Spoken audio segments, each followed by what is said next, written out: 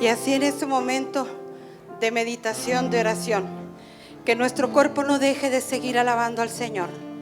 Que no permitas que nada ni nadie te quite esa espiritualidad que ahorita estás viviendo. El Señor se está regocijando junto contigo. Bendito sea, Señor. Aquí estamos presentes, Señor, para alabarte, para escuchar tu palabra, Señor. Ven, Espíritu Santo. Ven sobre el Espíritu Santo, sobre esta hermana tuya, sobre esta hija tuya, que te ama y que te ha servido con ese amor, Señor, con esa ternura de ti, mamita María. Te damos gracias, Señora, porque le has permitido venir hoy a nuestra casa a predicar la palabra de tu Hijo. Tú, mamita María, que siempre estás con ella, la proteges, la cuidas y le das palabra. Te pido, Madre mía, que le digas al Padre, al Hijo y al Espíritu Santo, que la unja de la cabeza a los pies, y que a nosotros, Madre Santa, no abra nuestros oídos espirituales. Ven Jesús, palabra. Permite que entren tus palabras a lo más profundo de nuestro corazón. Todo esto te lo pedimos en el nombre del Padre, del Hijo y del Espíritu Santo. Amén. Antes de que se vaya al ministerio, ahí sentados en su lugar, vamos a pedirle al Espíritu Santo que nos ilumine en esta mañana.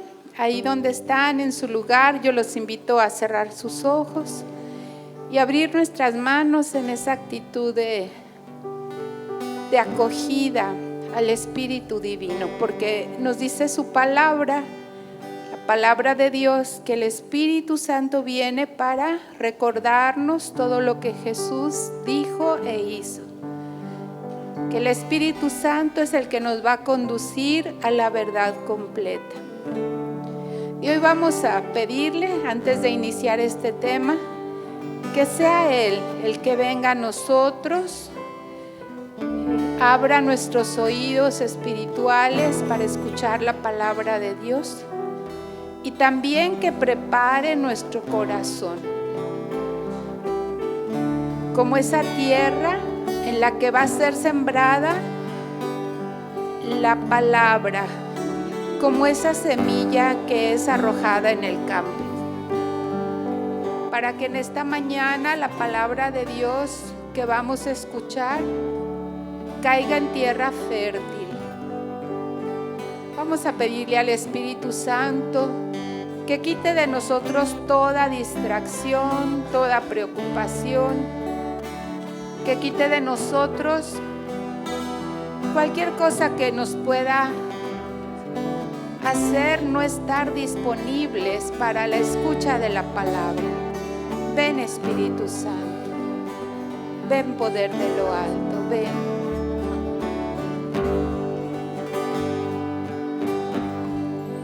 Vive en mí.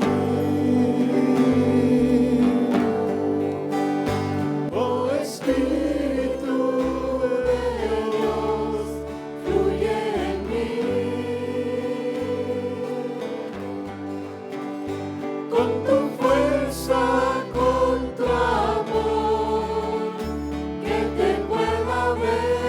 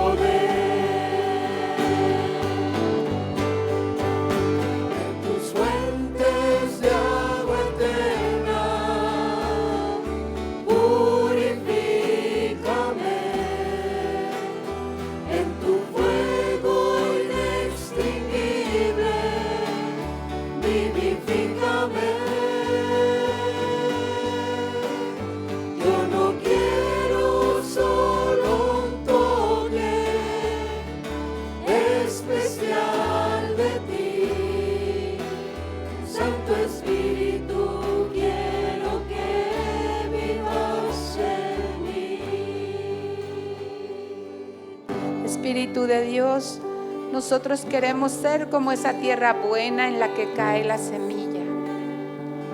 Esa tierra que acoge la palabra para dar fruto. Fruto del 30, del 60 o del 100, según nuestra capacidad, pero dar fruto. No queremos que la palabra de Dios se ahogue en medio de las preocupaciones de cada día o en medio de nuestra indiferencia. Queremos realmente escuchar la palabra de Dios y no ser solamente oidores de la palabra, sino convertirnos en hacedores de la palabra, que la llevemos a la vida de todos los días, que podamos realmente permitir que ella transforme todo nuestro ser. Espíritu Santo, te encomendamos todo este día bajo tu inspiración, para que seas tú mismo hablándonos fuertemente al corazón.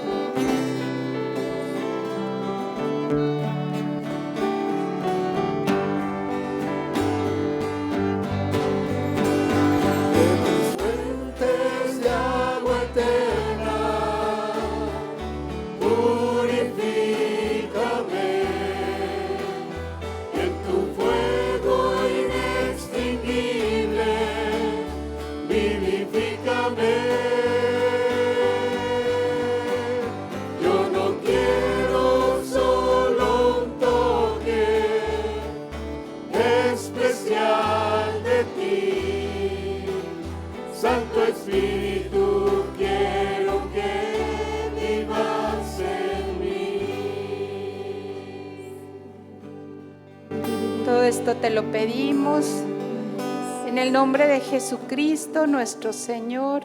Amén. Bueno, gloria a Dios, hermanos. Antes de iniciar nuestro tema,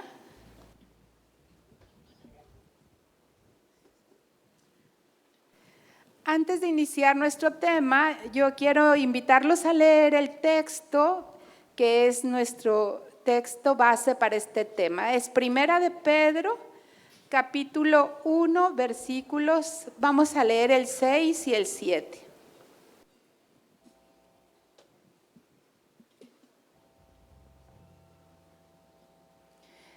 Es la primera carta de San Pedro, capítulo 1, versículos 6 y 7. Y la palabra de Dios nos dice: por lo cual rebosan de alegría, aunque sea preciso que todavía por algún tiempo sean afligidos con diversas pruebas, a fin de que la calidad probada de su fe, más preciosa que el oro perecedero que es probado por el fuego, se convierta en motivo de alabanza, de gloria y de honor en la revelación de Jesucristo. Palabra de Dios. Bueno, pues nos cambiaron de micrófono. Este texto de San Pedro nos habla de que todavía necesitamos pasar algún tiempo por diversas pruebas para que la calidad probada de nuestra fe sirva para la gloria y honra del Señor. Entonces, yo le puse a este tema, lo titulé La calidad probada de nuestra fe. La calidad probada de nuestra fe. Bueno, cuando nosotros queremos constatar la calidad de un producto, ahora le buscamos por ahí un código que dice norma de calidad, ¿verdad? Sí se han fijado que muchos productos dicen, uno será ISO o NOM, así, pero tiene un código. Y cuando nosotros vemos ese producto con ese código, sabemos que ese producto es confiable, que está hecho con materiales durables, que está hecho con materiales que nos van a dar un buen servicio, que tiene una buena calidad. Y a veces también nosotros decimos, es que lo barato sale caro, ¿verdad? ¿Para qué compras algo barato que no te va a durar? Pues mejor compra esto que es más caro, tiene mejor calidad y nos va a durar mucho. Bueno, hace unos 40 o 50 años esas normas de calidad no existían porque todos los productos eran de muy buena calidad. Toda la gente cuando hacía algo, pues lo hacía bien hecho, ¿verdad? Hasta había un dicho que decía, no sé si todavía una etiqueta, lo hecho en México está bien hecho, ¿verdad? Quién sabe si sería cierto, pero bueno.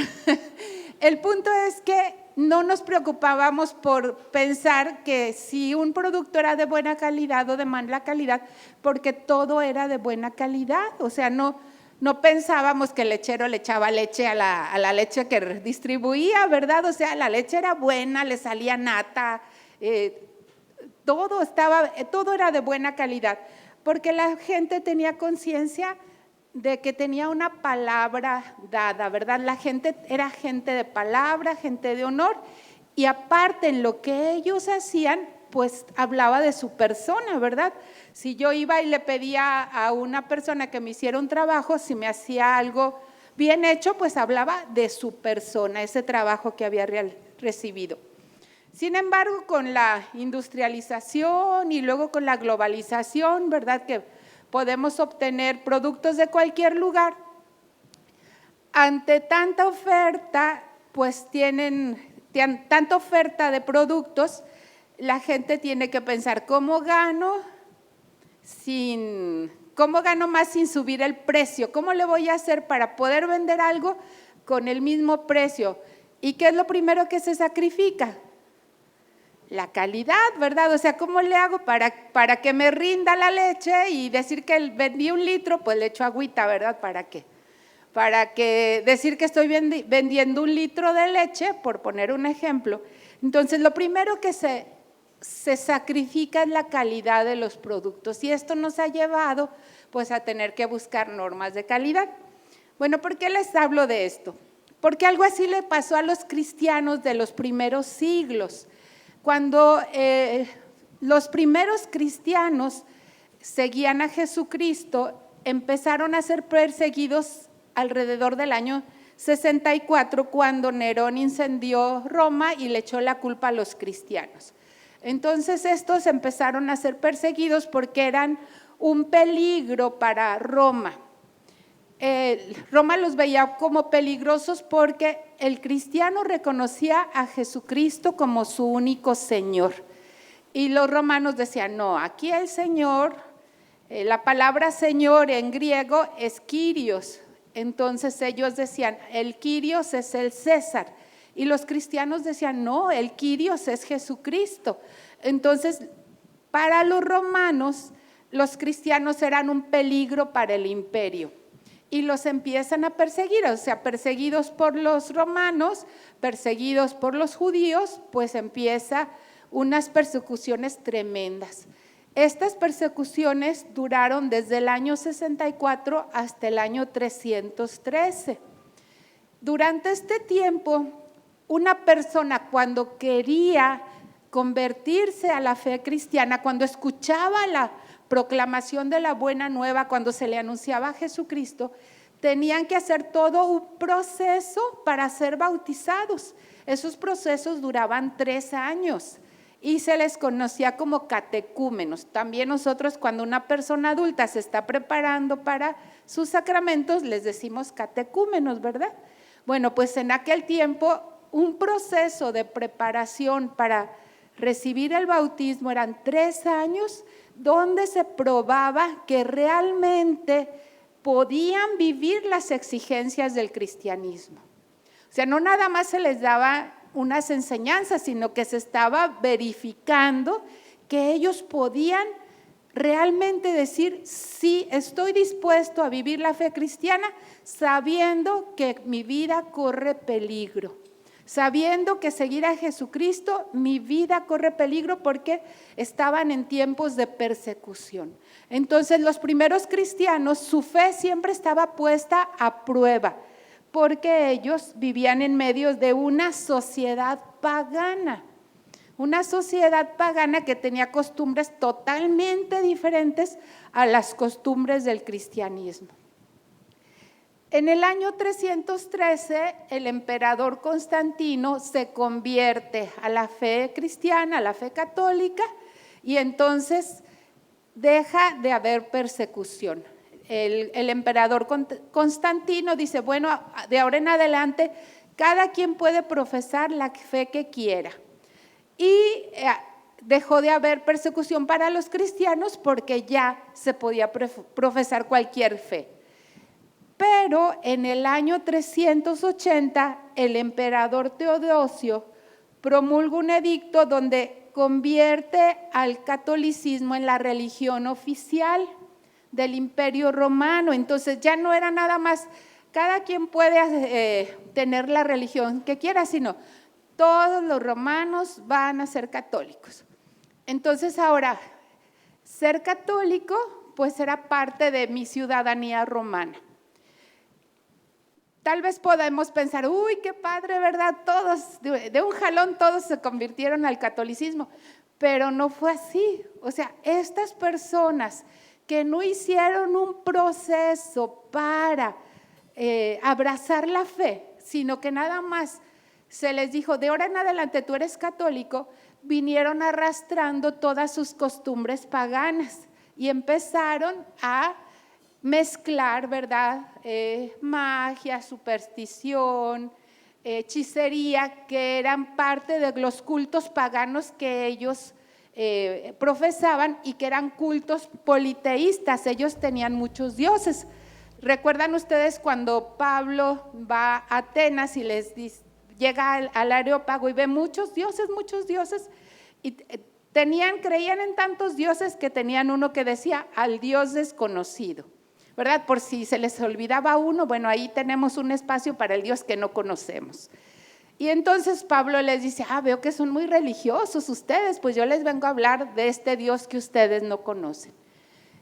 Entonces, en esos primeros siglos, pues la gente pagana solía tener muchos dioses. Y ellos, al decirles, de ahora en adelante eres católico, empezaron a vivir su catolicismo, pero con toda esta mezcla de muchas creencias, ¿verdad? Y entonces pasó algo así como que empezamos a tener cristianos de dos categorías, de buena calidad y de baja calidad, así como nuestros productos de ahora, tenemos productos de buena calidad, productos de baja calidad, pues lo mismo pasó con los cristianos que realmente querían convertirse a Jesucristo, que vivían con radicalidad su fe, fueron una minoría, y los cristianos, los católicos que habían sido nombrados por el simple hecho de ser ciudadanos, pues eran la mayoría. Esto se vino arrastrando por siglos en la iglesia. Poco a poco se fue purificando y poco a poco todo esto fue cambiando. Sin embargo, si nosotros nos detenemos a reflexionar un poquito, nos vamos a dar cuenta que en la actualidad vivimos algo semejante. En la actualidad nosotros estamos en una sociedad pagana, aunque digamos que es una sociedad cristiana o una sociedad católica. Por ejemplo, México se dice que más del 80% es católico, pero en la vida diaria pues no vivimos como católicos ni practicamos la fe católica. En los estudios que se han hecho, el porcentaje de católicos que asisten a misa los domingos es del 12%. Imagínense, del 80%, solo 12% va a misa. Y de ese 12%, ¿cuántos les gustan que comulgan? Pues ya los contamos, ha de ser como un 2-3%. O sea, de un 80%, solamente un 3%, bueno, vámonos así bien alto, un 5% es gente que tiene una vivencia de su fe. Entonces, estamos hablando de que aunque nos decimos católicos o nos decimos cristianos, en la realidad de todos los días no profesamos nuestra fe como debería de ser. Y empezamos a hacer una fe a la carta. Ahorita que tenemos tantas opciones, entonces, ¿qué hacemos? Pues de la iglesia me gusta el rezo del rosario. Pero también me gusta el yoga. No, pero también creo en las chakras. No, pero también tráete el incienso a la casa. No, pues ponle un listón rojo para la buena suerte. O sea, tenemos una mezcla tremenda en nuestra fe. Y nuestra fe tiene que ser purificada, y para ser purificada necesita ser puesta a prueba. Desgraciadamente todas estas prácticas muchas veces las justificamos y vamos diciendo, pues todo mundo vive así, todo mundo actúa así, todo mundo lo hace así y no tiene nada de malo. A mí me tocó en una ocasión saber de un ministro extraordinario de la comunión que cuando se legalizó el aborto en México, en la Ciudad de México, que todavía no había en otros estados esta legalización, y su hija salió embarazada, él por no pasar la vergüenza de que su hija saliera embarazada, la llevó a la Ciudad de México a abortar, un ministro extraordinario de la comunión. Entonces dices, ¿cómo son los valores? O sea, ¿cómo nos dejamos influenciar por esta mentalidad en la que vivimos? Y tenemos que darnos cuenta, vivimos en una sociedad pagana y tenemos el mismo reto que tuvieron los primeros cristianos. Ellos se enfrentaban a vivir en medio de esa sociedad, no los sacaban, ¿verdad? El Señor no los ponía en una burbujita y vivan su cristianismo aquí donde están muy cómodos. No, ellos vivían su cristianismo en medio de la persecución, en medio de la prueba, en medio de la adversidad, y eran luz. Y precisamente porque ellos, por su manera de vivir, otros se acercaban a ver por qué ellos vivían diferente. En una ocasión también me tocó aquí en El Paso, Texas, precisamente, escuchar a un sacerdote jesuita que platicaba este testimonio. A él lo invitaron a predicar a Cuba. Y él dice que cuando iba para Cuba pensó, no, pues me voy a encontrar una iglesia con bien poquita gente. Dice que para su sorpresa era con la Renovación Carismática, donde iba a predicar. Se encontró una iglesia llena de jóvenes, alegres, en la alabanza, todo, pero muchos jóvenes. Entonces dice que a él se le hizo así como un signo de interrogación muy grande. Dijo, pues si yo sé que aquí la gente no vive mucho la fe porque no se los permite el gobierno. Entonces le habló al que estaba primero adelante, le dijo, oye, platícame cómo llegaste tú a este lugar. Y el joven le dijo, a mí en mi casa nadie me habló de religión, nadie me habló de fe, yo nunca había escuchado hablar de Jesucristo. Pero en la universidad tenía una compañera que era muy buena estudiante, muy amable. Cuando le pedíamos que nos ayudara con una tarea, nos ayudaba. Era diferente a todas las demás, se portaba diferente, su manera de ser era diferente. Dice, incluso a veces hasta le hacíamos, pues así le hacíamos menos y ella seguía tratándonos igual. Dice, hasta que un día yo me atreví a decirle, oye, ¿por qué tú eres así? Y su respuesta fue, porque conozco a Jesús. Dice, y a mí me dejó pues desubicado. ¿Y quién es ese Jesús? Y ella lo empezó a evangelizar. Él se acercó a la iglesia, hizo sus sacramentos y pues estaba ahí. Entonces al padre eso le impactó mucho y le habló a otro, dijo, a ver, tú platícame, ¿por qué estás aquí? Y pues resulta que era algo parecido, o sea, la mayoría se había acercado a la iglesia por el testimonio de otro joven creyente, de un joven que vivía su fe de una manera radical y que mostraba con su manera de vivir que no era igual que los demás. Los invito a leer 2 de Timoteo, capítulo 3, versículos del 1 al 5.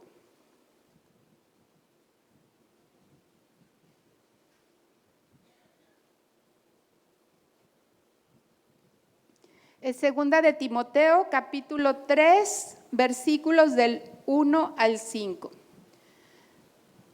Ten presente que en los últimos días sobrevendrán momentos difíciles.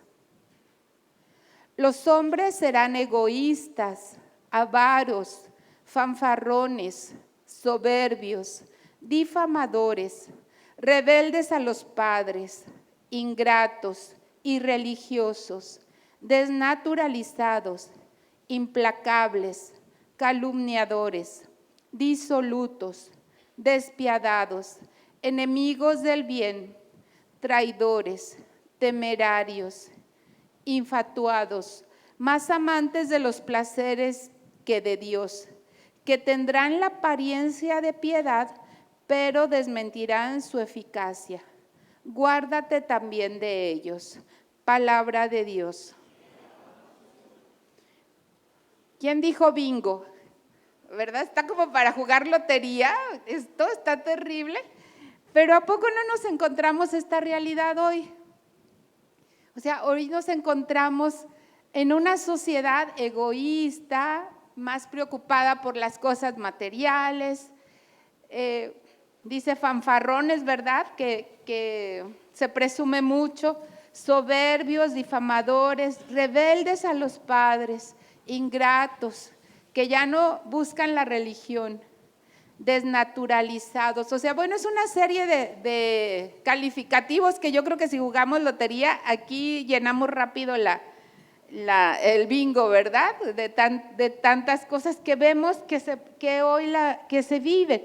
Entonces, necesitamos nosotros como cristianos tomar conciencia de que hoy, si queremos nosotros vivir nuestra fe y ser testimonio para otros, tenemos que decidirnos a vivir nuestro cristianismo, nuestra fe católica con radicalidad.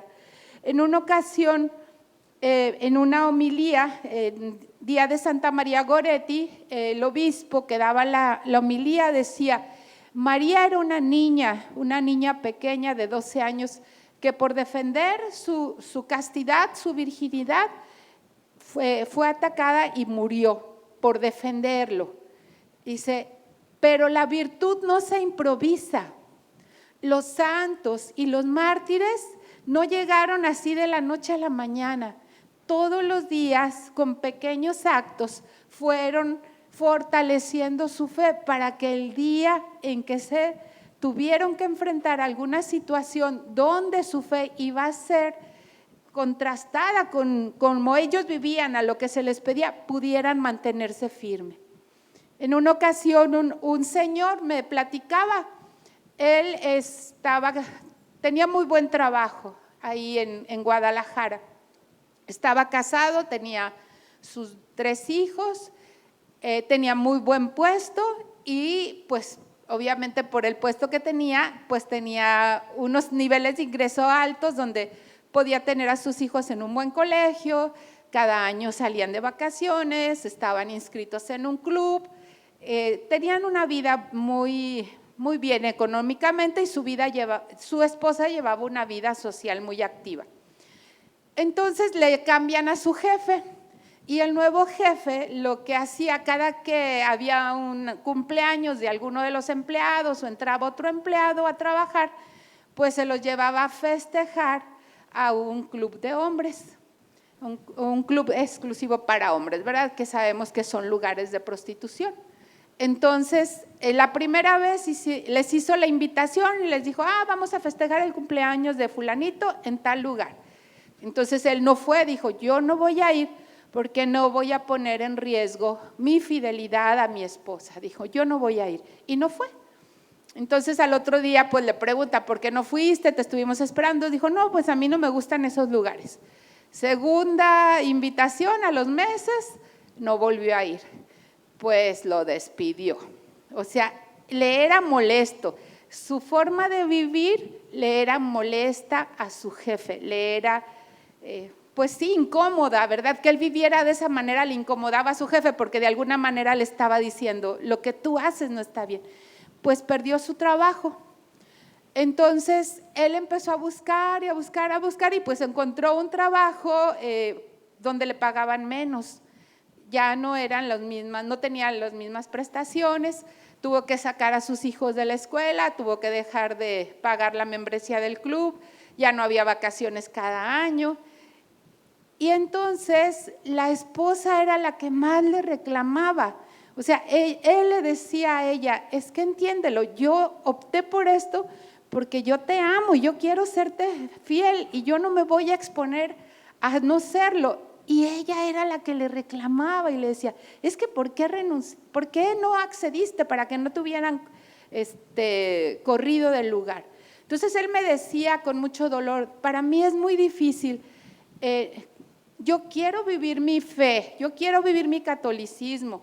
Estaban en un grupo donde estudiaban la Biblia, dice, y mi esposa no me ayuda. Entonces, a veces nosotros, hermanos, estamos en situaciones y en ambientes donde nuestra fe va siendo probada, donde nosotros tenemos que tomar una decisión, aunque a veces eso tenga unas consecuencias, que va a tener unas consecuencias tal vez materiales, pero nuestra alma se va a salvar. Y él se mantuvo firme y él me decía, yo oro todos los días por mi esposa para que ella pueda comprender que es más importante nuestra vida de fe, nuestra vida de familia, de matrimonio, que estarla exponiendo de esa manera. Entonces, estamos llamados a ir nosotros ejecutando pequeños actos de virtud para poder estar preparados en el día de la prueba. Bueno, lo primero que tenemos que decir que para que nuestra fe sea probada, pues tenemos que tener fe, ¿verdad? Si no tenemos fe que se va a probar, nada, necesitamos tener una fe que se pueda probar. Y el mundo de hoy ve lo cristiano como puras normas, ¿verdad? Si nosotros tratamos de invitar a un joven o ustedes a sus hijos, a sus nietos, sienten que la iglesia son puras reglas, son puras normas, que es muy rígida, que es muy estricta, que es poco abierta, sobre todo que en el área de la sexualidad la ven como muy represiva, ¿verdad? No, es que la iglesia está fuera de onda, está fuera del tiempo, la iglesia se quedó en el pasado. Eso es lo que piensa la gente de hoy. Pero esto es porque no nos hemos dado cuenta que la fe es un encuentro con Dios. El Papa Benedicto XVI dice en su carta encíclica Dios es amor, lo siguiente: no se comienza a ser cristiano por una decisión ética o por una gran idea, sino por el encuentro con un acontecimiento, con una persona que da nuevo horizonte a la vida y con ello una orientación decisiva. Fíjense, estas palabras son muy importantes. No se comienza a ser cristiano por una decisión ética o una gran idea, sino por el encuentro con un acontecimiento, con una persona que da un nuevo horizonte a la vida y con ello una orientación decisiva. Nosotros no empezamos a ser cristianos solamente porque nos bautizaron. Cuando a nosotros nos bautizaron, nuestros padres nos llevaron a la fe, nos acercaron a la fe, pero esa es una fe heredada. Después de heredar esa fe, nosotros tenemos que tener el encuentro con Jesucristo, con una persona viva, ¿verdad? Si nosotros no tenemos el encuentro con una persona viva, vamos a sentir que el cristianismo, la iglesia es una carga o que solamente son unas normas. Por eso tenemos que mucha gente que es bautizada no se acerca a la iglesia o no vive la fe porque no se han encontrado con Jesucristo. Hubo un tiempo donde los jóvenes, no sé si a ustedes les tocó saber, que en España una vez se juntaron unos jóvenes, cogieron sus actas de nacimiento y las quemaron y dijeron, es que nosotros no pedimos ser católicos, ¿verdad? Y nosotros no lo pedimos, fueron nuestros padres los que lo hicieron y nosotros lo quemamos. Como si fuera algo que se fuera a borrar, si romper el acta de nacimiento o quemarla pudiera quitarte lo que ya marcó en ti el sacramento. El Espíritu Santo ya te marcó como hijo de Dios. Eres hijo de Dios hasta la muerte, bueno, y después de la muerte, o sea, ya quedaste marcado como hijo. Entonces, nosotros tenemos que tener un encuentro con una persona y esa persona se llama Jesucristo. Jesucristo que se hizo hombre, Jesucristo que se encarnó, que tomó nuestra misma condición humana, Jesucristo que padeció por nosotros, murió y resucitó. Dice San Pablo, si Cristo no hubiera resucitado, vana sería nuestra fe. Cuando nosotros nos encontramos con la persona viva de Jesucristo, encontramos un sentido para nuestra vida. Yo quiero preguntarles a ustedes, cuando recibieron el querigma, cuando los evangelizaron, ¿qué fue lo que más les impactó? El primer día de que les dijeran que Dios los amaba incondicionalmente, ¿no les hizo ruido en su vida? Sale uno así como loco, ¿verdad? Contento, feliz, quieres que todo el mundo lo sepa. Llegas a la casa y dicen, esta ya se le chispoteó, ¿verdad? ¿O qué le pasó? Porque hay algo que cambia en tu interior. Te encontraste con la experiencia de un Dios que te ama. Te encontraste con la experiencia de un Dios que se desprendió de su Hijo para entregártelo y de ese Hijo que fue capaz de dejar su condición divina para tomar tu naturaleza humana por ti. Si nuestros hermanos, sus hijos, sus nietos, sus familiares, la sociedad no se encuentra con este Cristo vivo, no va a poder tener esta experiencia aunque sea bautizado. Necesitamos nosotros, hermanos, promover este encuentro con Jesucristo vivo, único Señor.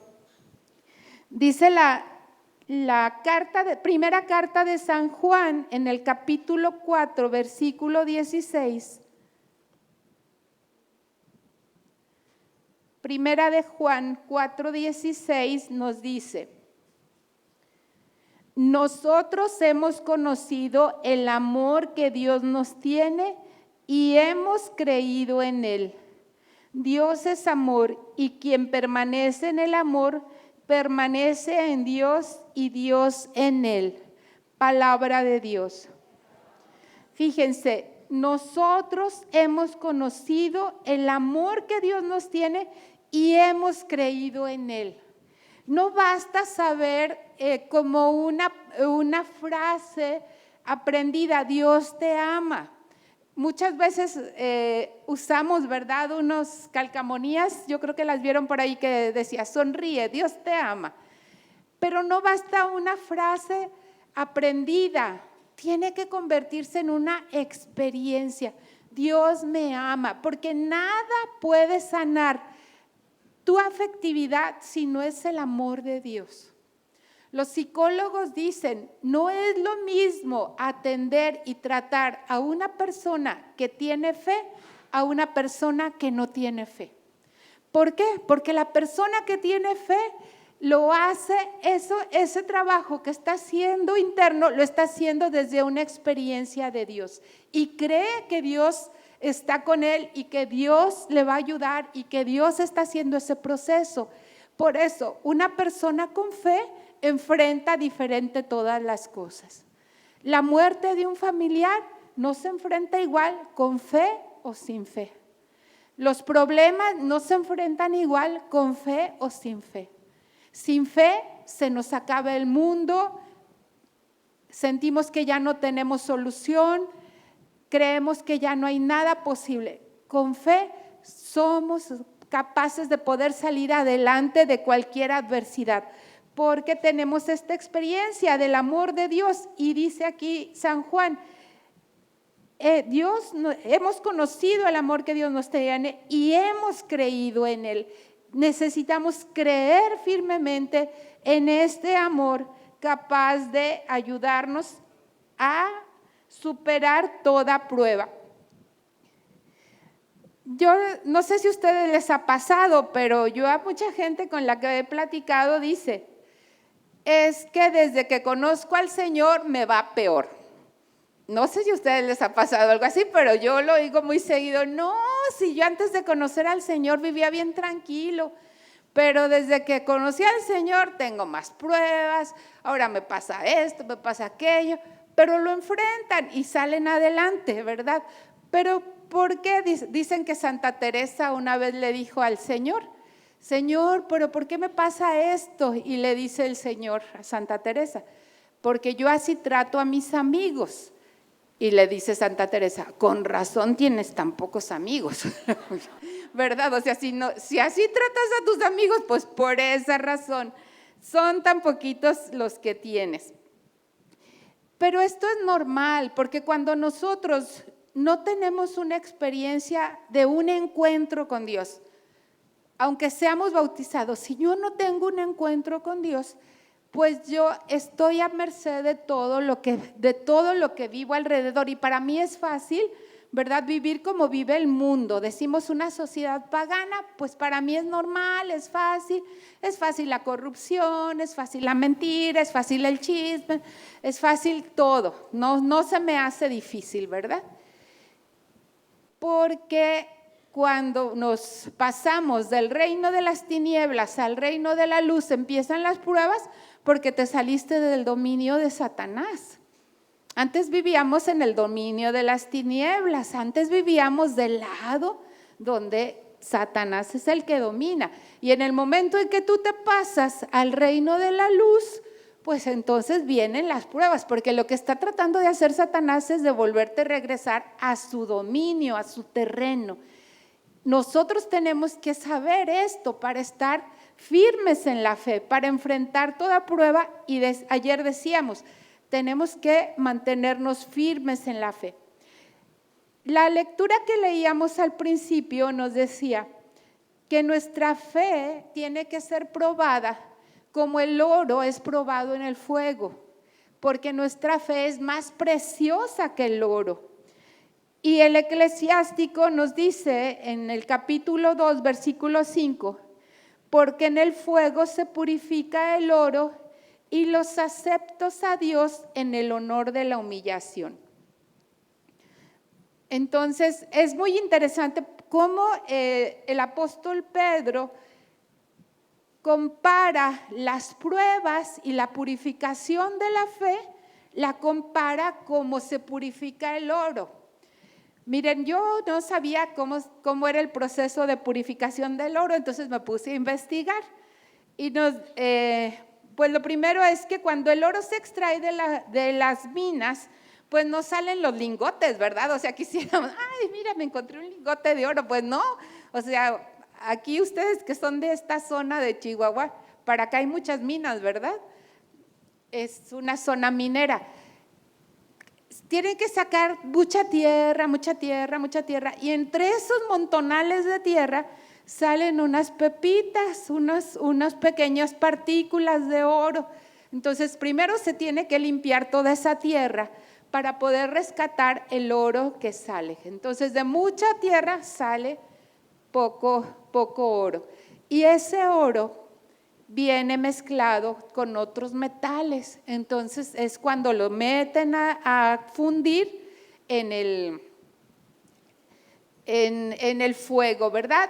Y los metales menos pesados van a empezar a flotar, y es ahí donde le empiezan a quitar todas las impurezas, hasta que ya no le salen esos metales menos pesados. Después de que, ese es un proceso largo, porque no salen a la primera, o sea, hay que estarlo haciendo. Pero después de eso, todavía para poderlo llevar a su máxima pureza, todavía le agregan ácido nítrico que va a disolver toda impureza, y es cuando ya el oro queda puro. Entonces, fíjense, el oro, para poder llegar a ser purificado de toda impureza, pasa por un proceso largo y doloroso. Entonces, temo decirles que así es nuestra fe, ¿eh? Creo que este tema es un poco doloroso. Nuestra fe es así, nuestra fe va siendo probada para que se vaya purificando nuestra fe. Yo quiero que ustedes piensen en el primer momento que ustedes conocieron al Señor, cómo era su fe. Y muchos de ustedes ya tienen muchos años sirviendo al Señor, y en este tiempo y en estos años, ustedes han pasado por diferentes pruebas, por diferentes situaciones, por diferentes circunstancias, y su fe ha madurado. Piensen ustedes cómo era su fe inicial y piensen ustedes cómo es su fe ahora. Las pruebas han ido purificando su fe. Las pruebas han ido madurando su fe. Y en el momento tal vez doloroso, pues como todos, ¿verdad? Lloramos, no entendemos, repelamos, pero al final descubrimos que en esa prueba Dios hizo algo importante en nuestra vida o en la vida de los que amamos. Y esa fe purificada te está haciendo cada día más fuerte en el seguimiento del Señor. Este proceso de purificación va a terminar haciendo que reluzca nuestra fe. La Escritura nos habla de varios ejemplos de fe probada. Yo quiero tomar 3 ejemplos de fe probada. El primero es Abraham. Quiero invitarlos a buscar el capítulo 22 del libro del Génesis, versículos del 1 al 14.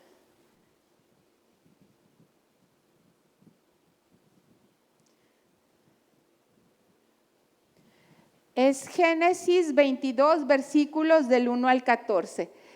En este texto vamos a ver cómo Abraham es considerado un hombre fiel y obediente a Dios. Lo conocemos como el padre de la fe, ¿verdad? La obediencia de Abraham es desde la fe. Nos dice la carta a los Hebreos, la fe es tener la certeza de lo que no vemos, ¿verdad? O sea, yo no puedo ver, pero creo, aunque no lo estoy viendo. Algo dentro de mí me hace saber que es cierto esto, aunque yo no lo alcanzo a ver. Y Abraham, así fue, un hombre ya muy grande, le dice Dios, sal de tu casa, deja tu parentela, deja tu tierra y encamínate al lugar donde te voy a mostrar. O sea, no le dijo, mira, corre el freeway, coge el freeway y vete por la carretera tal y vas a llegar a tal lugar. No, o sea, le dijo, sal y camínale. ¿A dónde? Tú camínale, yo te voy a ir mostrando dónde. Era un anciano. Abraham era un anciano y le obedeció a Dios. Cogió a su parentela, a su esposa, su ganadito, su sobrino, y vámonos, camínale. ¿Para dónde vamos, tío? Tú dale, hombre, a ver dónde nos manda el Señor. Pues así fue, Abraham caminó y Dios le hizo una promesa. Y le dijo, te voy a hacer el padre de una gran nación. Pues era un anciano, cualquiera hubiera pensado, no, yo algo tomé que me hizo soñar eso, ¿verdad? ¿Qué me le pusieron a la comida que me imaginé todo esto? No, o sea, Abraham sí creyó y dijo, bueno, pues ya me dijo que voy a ser el padre de una gran nación.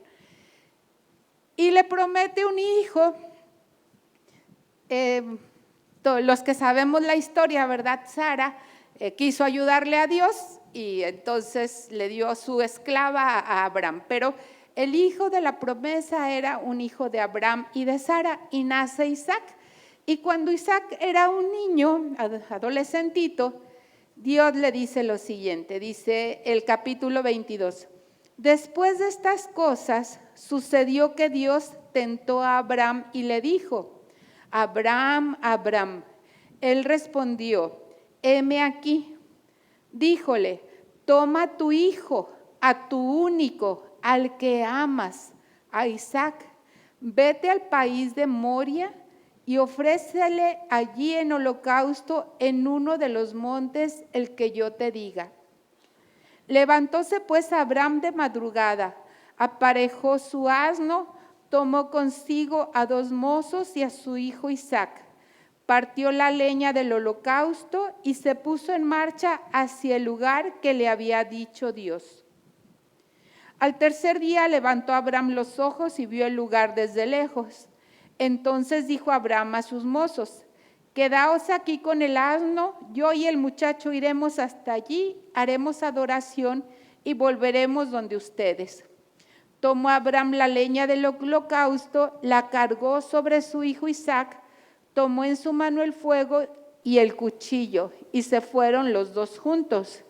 Dijo Isaac a su padre Abraham: Padre, respondió, ¿qué hay, hijo? Aquí está el fuego y la leña. ¿Dónde está el cordero para el holocausto? Dijo Abraham: Dios proveerá el cordero para el holocausto, hijo mío. Y siguieron andando los dos juntos. Llegado al lugar que le había dicho Dios, construyó ahí Abraham el altar y dispuso la leña. Luego ató a Isaac, su hijo, y le puso sobre el ara, encima de la leña. Alargó Abraham la mano y tomó el cuchillo para inmolar a su hijo. Entonces le llamó el ángel de Yahvé desde los cielos, diciéndole: Abraham, Abraham. Él dijo: heme aquí. Dijo el ángel: no alargues tu mano contra el niño ni le hagas daño, que ahora ya sé que tú eres temeroso de Dios, ya que no me has negado tu hijo, tu único. Palabra de Dios. Fíjense, Abraham le pide a Dios que sacrifique al hijo de la promesa. Dios le había prometido hacer un gran pueblo y es lo que le pide. Y Abraham estuvo dispuesto a renunciar a esa promesa que Dios le había hecho. Entonces, él avanzó y él obedeció. Cuando nosotros nos topamos ante una situación difícil, nuestra reacción muchas veces suele ser: ¿por qué a mí? ¿Por qué permites esto? ¿Por qué me lo permites a mí? Esa es nuestra primera reacción muchas veces. Pero nosotros hemos de aprender de esta fe probada de Abraham. Y hay una frase muy interesante que nos la deberíamos de aprender. Dice: cuando falle el entendimiento, proceda la fe. Es como un instructivo, ¿verdad? Cuando falle el entendimiento, proceda la fe. Cuando nosotros no alcanzamos a entender por qué están sucediendo estas cosas, lo que tenemos que hacer es poner nuestra fe en acción. Yo no entiendo, yo no lo sé, yo no lo alcanzo a comprender, pero creo en ti. Yo les comparto mi experiencia cuando mi mamá falleció. Mi mamá era una mujer pues bastante sana, o sea, ella era pues muy sana, y mi papá era el que ya estaba perdiendo pues un poco de sus capacidades. Mi mamá tenía 67 años. Entonces un día, estando con una de mis tías, hermana de ella, de repente no pudo controlar el movimiento de un brazo y tampoco podía hablar, empezó a balbucear. Mi tía primero pensó que mi mamá estaba bromeando, ¿verdad? Pero cuando le vio su cara de susto, porque pues ella quería hablar y no podía hablar y su brazo se movía de manera descontrolada, pues se paró y la abrazó, y en eso iba llegando uno de mis hermanos y salieron al hospital, pensaban que era un derrame, le hicieron estudios, todo estaba bien. Estudios rápidos, ¿verdad? Para ver si era la presión alta o algo así, pero todo estaba bien. Y el médico les dijo: vayan con un neurólogo porque esto no es normal. O sea, ya se le había pasado esa crisis, dijo, pero esto no es normal.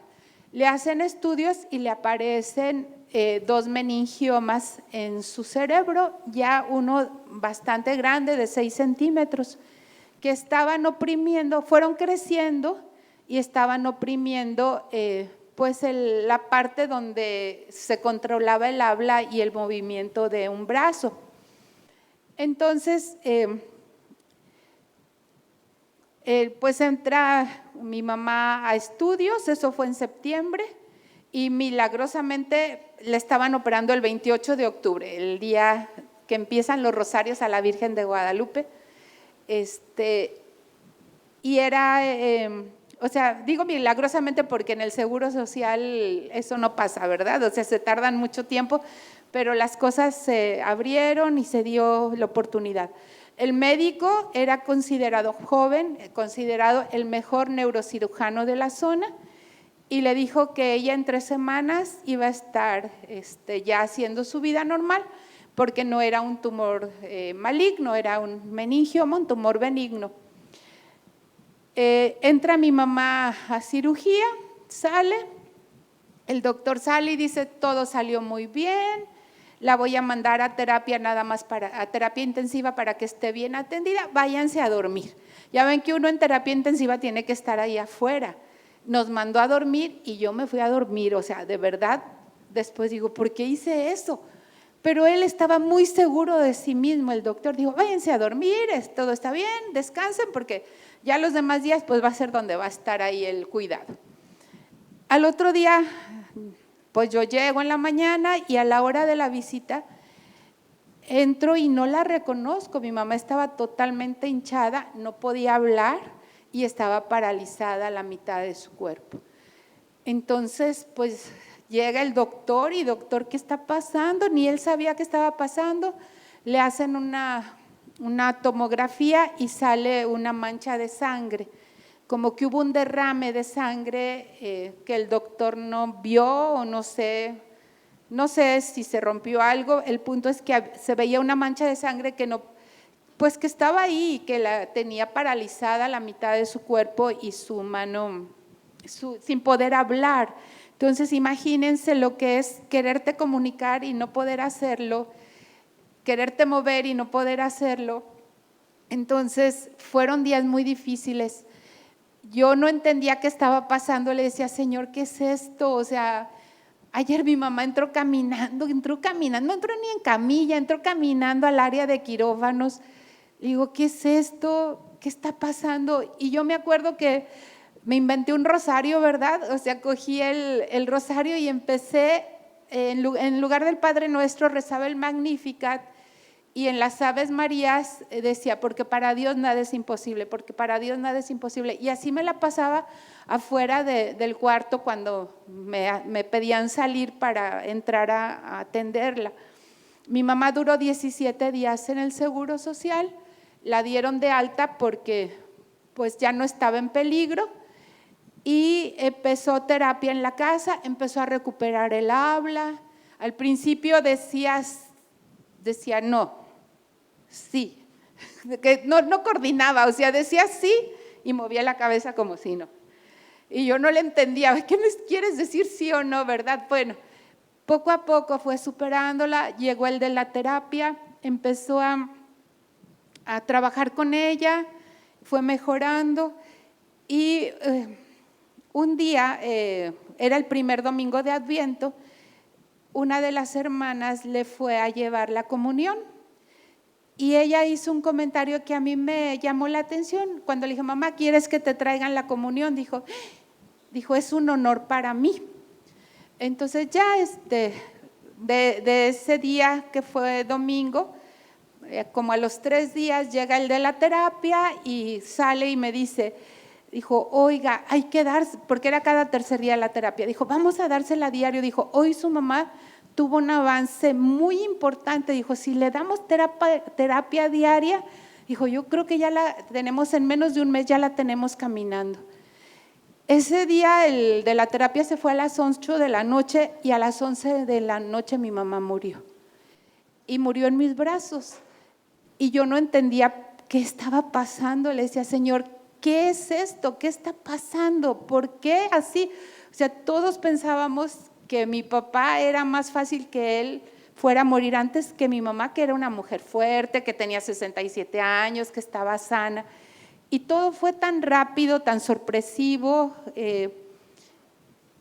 pero llegó un momento donde yo experimenté muy fuerte: tu mamá ya estaba preparada, tu mamá ya estaba lista. Y a mí eso fue lo que me sostuvo. Me sostuvo mucho porque llegaron gentes que yo nunca me lo imaginé. Una vez ahí afuera de terapia intensiva llegó una señora en silla de ruedas, que la llevaron desde su casa en silla de ruedas, y me dijo: es que yo quiero estar con su mamá porque su mamá siempre ha estado conmigo cuando yo he tenido problemas. O mi tía, cuñada de mi mamá, es que tu mamá me ayudó mucho cuando yo estuve así. O hablaban por teléfono, ¿cómo está tu mamá? Es que tu mamá… Y yo decía, ay, mi mamá, todo lo que hacía yo no me daba cuenta, ¿verdad? Pues yo ya estaba en la comunidad, pero mi mamá fue una mujer pues que siempre vivió su fe y que trató de servir a los demás. Pero yo me di cuenta ahí que ante cualquier prueba no salimos igual, ante una prueba nuestra fe no sale igual. O sales más fuerte o sales más débil, pero no sales igual. Entonces es mejor aprovechar a que nuestra fe se purifique, que nuestra fe vaya siendo más fuerte y que nuestra fe pueda decir, no entiendo, Señor, pero me abandono en tus manos. Y fue lo que hizo Abraham, se abandonó en las manos de Dios y salió adelante. Por eso hay que recordar ese instructivo, cuando el entendimiento falle, cuando no entendamos nada, tiene que entrar en acción la fe. Y aquí el dilema de la fe es obedecer a Dios sin cuestionar su voluntad. O sea, obedecerlo sin decirle, ¿por qué? O sin decirle, mira, es mejor esto que aquello. Sin obedecerlo, porque Él al final ve más allá que nosotros.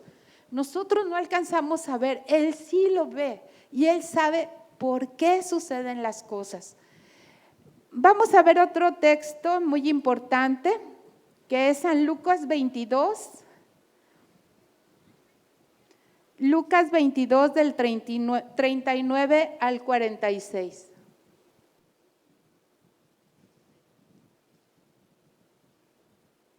Lucas 22, 39 al 46. La fe de Jesús también se vio probada. Nos dice la palabra de Dios. Salió y como de costumbre fue al monte de los olivos y los discípulos le siguieron. Llegando al lugar les dijo, pidan que no caigan en tentación. Y se apartó de ellos como un tiro de piedra. Y puesto de rodillas oraba diciendo, Padre, si quieres aparta de mí esta copa, pero no se haga mi voluntad sino la tuya. Entonces se le apareció un ángel venido del cielo que le confortaba y sumido en agonía insistía más en su oración. Su sudor se hizo como gotas espesas de sangre que caían en tierra. Levantándose de la oración vino donde los discípulos y los encontró dormidos por la tristeza y les dijo, ¿cómo es que están dormidos? Levántense y oren para que no caigan en tentación. Palabra de Dios. Bueno, si alguien nos enseña lo que es la fe probada es Jesús. Jesús que tuvo esa íntima comunión con el Padre. Jesús que supo siempre hacer la voluntad del Padre. Él decía, mi alimento es hacer la voluntad del Padre. Jesús no cuestionó nunca la voluntad del Padre.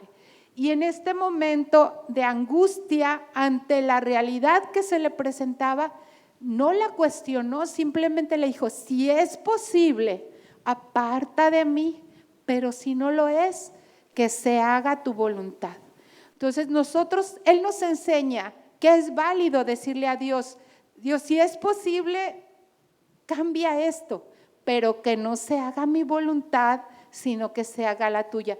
Porque muchas veces nosotros nos movemos más por el capricho, nosotros nos movemos más por la emoción, nosotros nos movemos más por lo que vemos aquí en corto, pero Dios ve más allá. Entonces hemos de aprender a decirle, Padre, yo quisiera que esto no esté pasando, pero que no se haga lo que yo quiero, sino lo que tú quieres, porque tú ves más allá que yo. Y así es como nuestra fe va creciendo. Y es lo que se llama la obediencia de la fe. Jesús nos enseña la obediencia de la fe y el abandono. Obedece el que sabe escuchar. Obedece el que confía en que el otro lo está conduciendo bien. Y obedece el que se sabe abandonar en manos de otro. ¿verdad? A mí me llama tanto la atención y me impactan los bebés en los brazos de los papás. O sea, ellos cuando se duermen se sueltan todos. O sea, ellos se sienten felices y confiados en los brazos de los papás, de las mamás. Así es el abandono en Dios, confiarnos total y plenamente en Él. Por último, podríamos poner de ejemplo de esta obediencia de la fe a la Virgen María. María Santísima, ¿verdad? Cuando el ángel le propone y le dice, ¿verdad?, la invitación que Dios le hace, ella acepta el reto que le propone, a sabiendas que podía ser rechazada por José, que podía ser lapidada, porque la mujer estaba embarazada o fuera del matrimonio, había cometido adulterio, iba a ser lapidada. Corre ese riesgo María. Y yo pienso en María a los pies de la cruz y a veces me imagino que en su mente resonaban las palabras que le dijo el ángel: será llamado Hijo del Altísimo.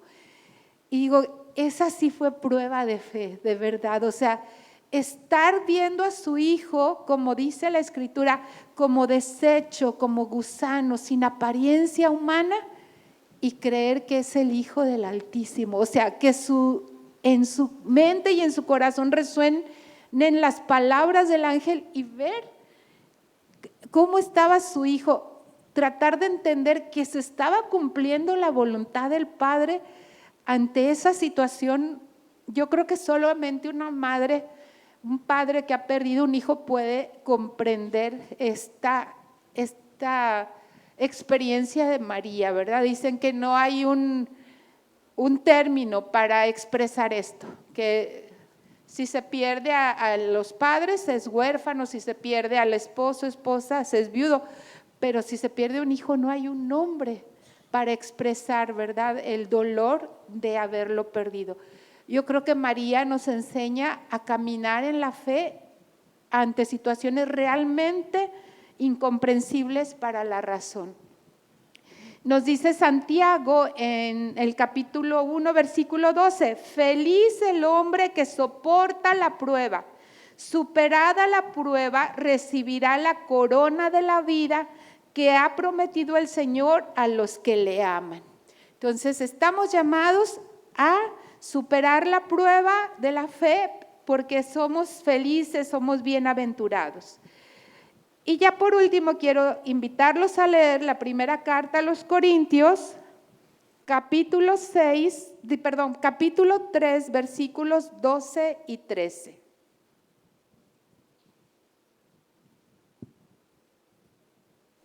Primera carta a los Corintios, capítulo 3, versículos 12 y 13.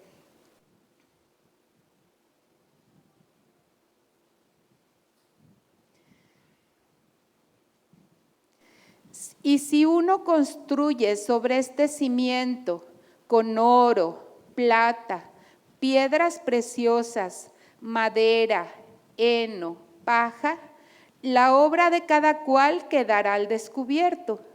La manifestará el día que ha de revelarse por el fuego. Y la calidad de la obra de cada cual la probará el fuego. Aquel cuya obra construida sobre el cimiento resista, recibirá la recompensa, mas aquel cuya obra quede abrasada, sufrirá el daño. Él, no obstante, quedará salvo, pero como quien pasa a través del fuego. Palabra de Dios. Fíjense, este texto nos habla de la importancia que tiene cómo construimos nuestro seguimiento de Jesús. El cimiento es Cristo, pero cómo construimos, aquí nos dice, unos construyen con oro, otro con plata, otro con piedras preciosas, otros con madera, otros con paja. Dice, pero la calidad de la obra que cada uno estamos realizando, la calidad de nuestra construcción, dice, va a ser probada por el fuego. Entonces, si construimos con oro, pues va a resistir muy bien, pero si construimos con madera, ¿cómo vamos a salir de ahí? ¿Verdad? Si construimos con paja, ¿cómo vamos a salir el día de la prueba? ¿Verdad? Aquí nos dice, va a quedar descubierta la calidad de la obra. La calidad de esta obra es cómo estamos construyendo nuestra vida de seguimiento de Jesús. ¿Cómo la estoy construyendo? ¿Por encimita? ¿Ahí se va? ¿O realmente me estoy esforzando por vivir lo que el Señor me invita, por vivir el Evangelio, por tener una vida recta, por ser testimonio para los demás, por servir a mis hermanos con amor? O sea, ¿cómo estoy construyendo? En la medida en que tú construyas con buenas obras, pues vas a tener una construcción de oro, ¿verdad? Una construcción que va a resistir al fuego. Al final dice algo muy simpático, ¿verdad? Bueno, a lo mejor ya en el momento no lo vamos a ver simpático. Dice, aquel cuya obra quede abrasada sufrirá el daño, no obstante quedará salvo, pero como quien pasa a través del fuego. Y me imagino esas caricaturas todos sopleteados, ¿verdad? Así todos explotados, nos explotó el boiler, así vamos a terminar, todos tiznados, pero a salvo, eso sí, vamos a pasarla, pero bien tiznados. No, pues ojalá que todos salgamos con una obra bien construida, ¿verdad? Una obra construida para el Señor. Que al final de nuestros días, hermanos, podamos escuchar las palabras del Señor, ¿verdad? Que dice, bien siervo bueno y fiel, en lo poco has sido fiel, al frente de lo mucho te pondré. Entra en el gozo de tu Señor. De veras yo deseo y para cada uno de ustedes que al final de nuestras vidas el Señor así nos reciba en su reino, diciéndonos, bien siervo bueno y fiel, entra al gozo de tu Señor. Yo los invito a ponernos de pie para poner este momento en manos del Señor.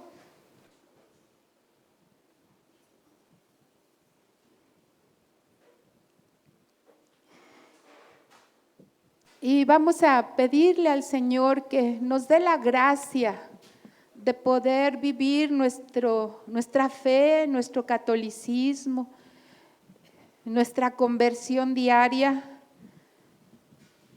con este deseo y este anhelo de un día contemplar su rostro.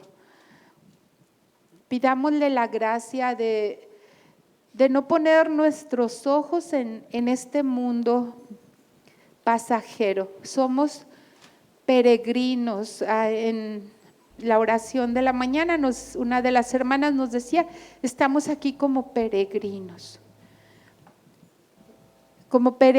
y extranjeros. No somos de esta patria, nuestra patria es una patria futura y vamos caminando hacia ella.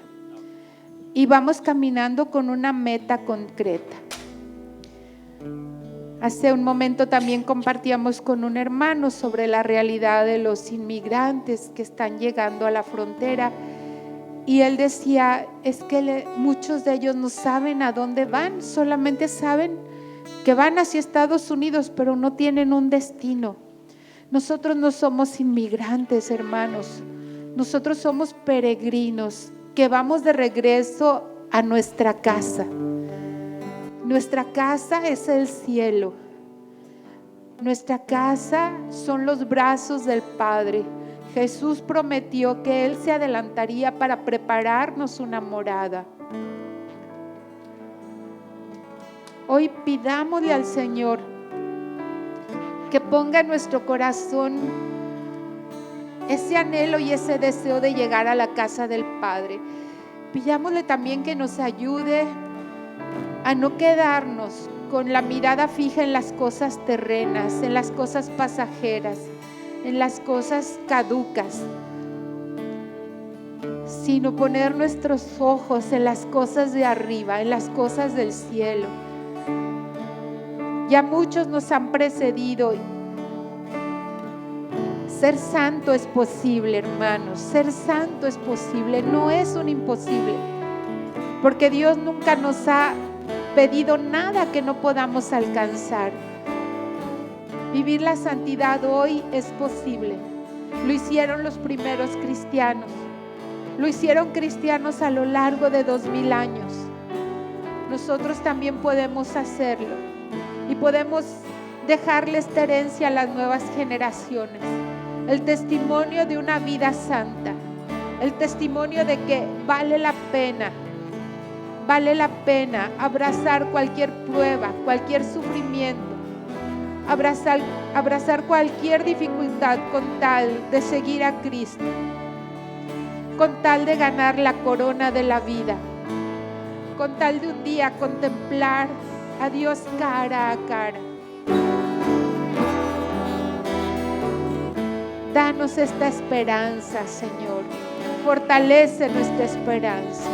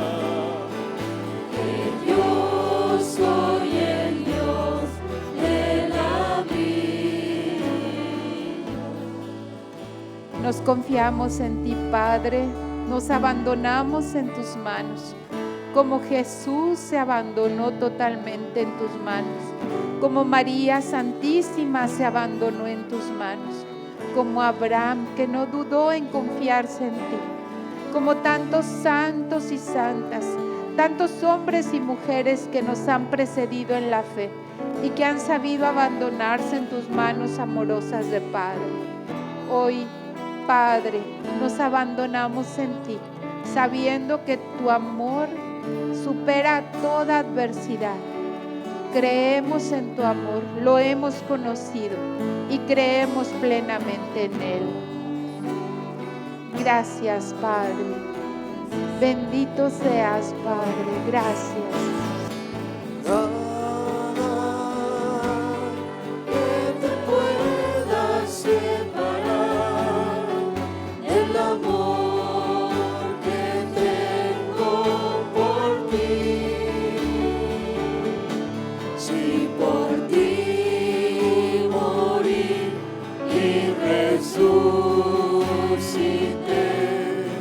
Si por ti mi vida entregué,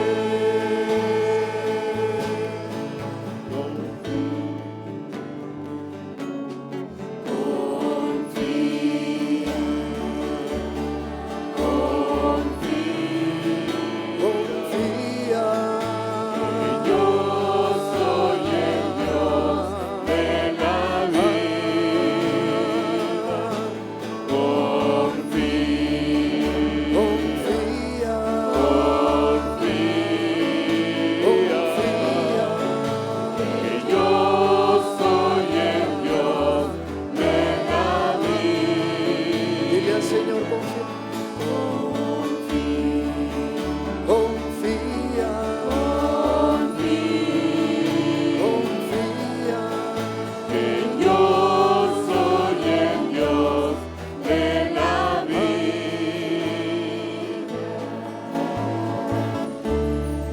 Ponemos nuestras manos en las manos de nuestra Madre María, en ese huequito de sus manos, de la Virgen de Guadalupe, confiados en que ella también está siempre con nosotros y que intercede por cada uno de nosotros. Bajo tu amparo nos acogemos, Santa Madre de Dios. No desprecies las oraciones que te dirigimos en nuestras necesidades. Antes bien, líbranos de todo peligro, oh Virgen gloriosa y bendita. Amén. Por nosotros.